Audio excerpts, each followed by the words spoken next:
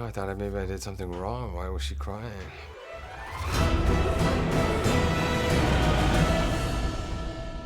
Good. Good. Shasta, you want to slate that for Like me, a please? Christmas sweater. Hey, I had a black one on, but they said I was blending into the background too much. Oh.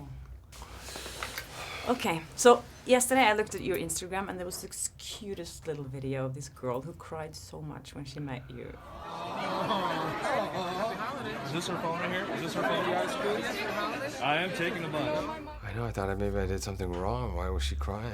But she was a sweetheart. She was excited to see me. I think her brother was a fan of mine, and she was upset that he couldn't be there and that sort of thing, especially around the holidays, and so sent him a special message, but she was very sweet.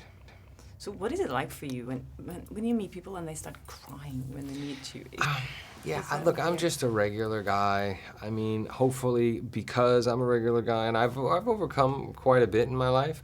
So, I mean, if that could be an inspiration to people, or, you know, the fact that I was able to turn my life around as an inspiration, then that's fantastic. And I want to encourage people that certainly if I can do something like that, then they can too.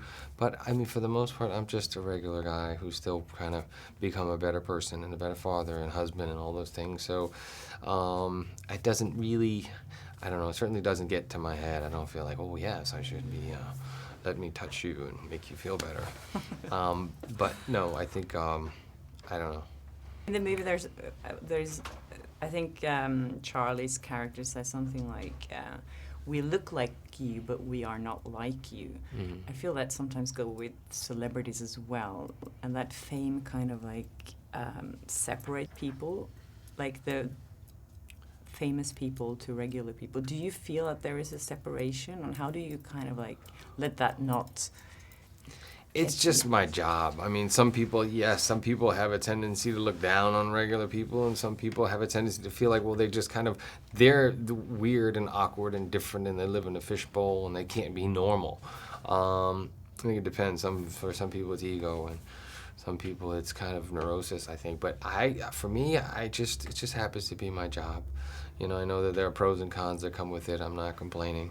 I'm very appreciative. I've been very fortunate and very blessed, so. Do you think that money makes us happy? It's a big question, but... You know what? It's one of those things. It could be a good thing and it can be a bad thing. I think it really depends, and there's a fine line there. Yeah, I think for people that are working extremely hard to make their life a little bit easier, to pay their bills and to make ends meet and those sort of things, but I think the obsession with money, like I kind of deal with it myself in that I wanted to give my kids all the things that I never had, but I also want to make sure that I don't spoil them, that I don't make them entitled and have, you know, bad attitudes. I want them to be able to work and have appreciation and be humble and all of those things. So it's a fine line. Sure. But that's difficult though, to when you are able to give everything to your kids and not. It's just a different set of problems. There's always, it's always problems. Do you give them chores and stuff like that? I just want them right now to clean up after themselves. I'm not really worried about the chores because they got grades to make. I mean, I just wanted them to like pass. You know, I think I wasn't a great student. My wife wasn't a great student. So first and foremost, let's get them to put in the effort at school and get the work done and do the homework and all that stuff. And then we'll start giving them some more responsibilities. I'm just giving them what they can handle. I asked you this last time, but I have to ask you this again. Do you remember your first paycheck and what you spent it on? Did I not answer the question? You did, but not on Maybe camera. I gave a different answer. No, the first real check that I got was I went and bought a car.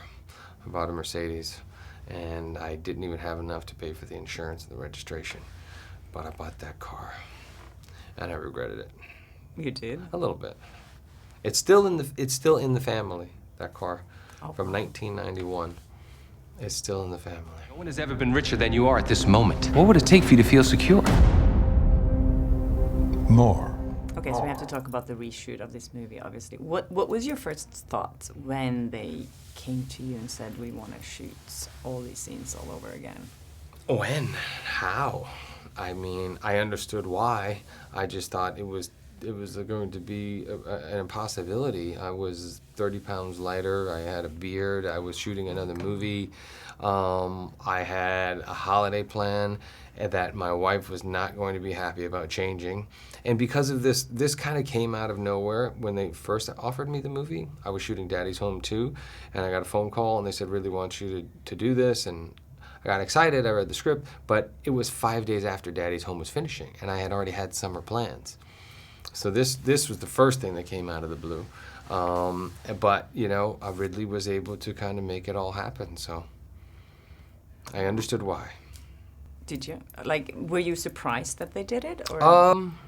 Well, I was surprised that they were able to do it. I wasn't surprised that they wanted to do it. I mean, you also have a lot of people that spent a lot of time, energy, and money making this film, and for the film to not come out because of one person being accused of certain things, I thought that was going to be a tough pill to swallow. So I really wanted to make sure and do everything in his power to make sure that wouldn't happen. What a great movie, by the way. This was a really good movie. Oh, thank you. Yeah, I was like sitting on the tip of my seat the whole movie. It was really good.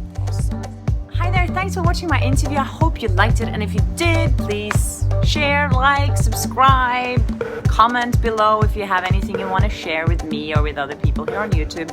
And I hope I see you again soon. Bye, take care.